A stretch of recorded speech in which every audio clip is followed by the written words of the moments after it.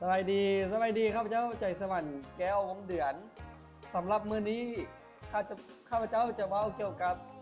มวลสารและน้ำหนักเนาะเขาจะเชื่อกันตลอดเกี่ยวกับการเคลื่อนที่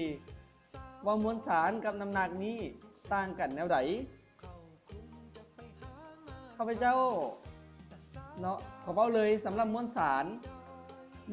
ม่นสัญลักษณ์ด้วยตัว M นี่มวลสารแม่นสัญลักษณ์ด้วยตัว M มีหัวหน่วยเป็นกิโลกรัมแล้วน้ำหนักมีสัญลักษณ์แม่นตัว P มีหัวหน่วยเป็นนิวตัน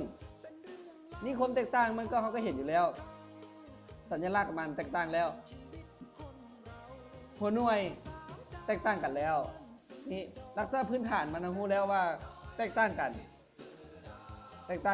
แล้วมาเบิ่งว่าลักษณะของความเป็นจริงถ้าว่าคนผู้หนึ่งมีมวลสารอยู่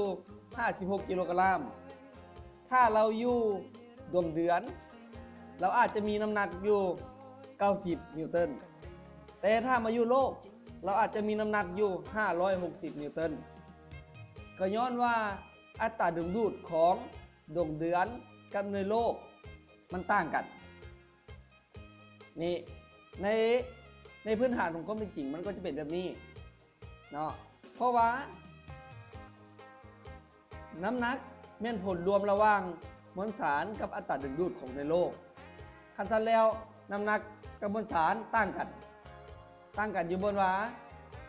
มีเขาพื้นฐานเขาว่าได้เลยว่าตั้งกันแม่นหัวหน่วยกับแม่นหัวหน่วยแล้วก็คุณสมบัติมันก็ต่างกันมวลสารไปอยู่ดาวใดก็เท่าเก่าแต่น้ำหนักถ้าเปลี่ยนดาวก็จะเปลี่ยนเช่นเดียวกันหวังว่าเจ้าความรู้นี้ไปนำไส้ลองเบิ่งเนาะในการแก้บทฝึกหัดแต่อย่าลืม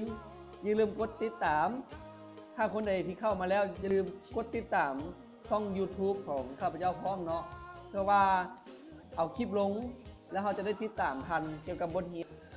สำหรับบทเรียนที่ข้าพเจ้าจะลงจะเป็นบทเรียนม.1 ม.7 เลย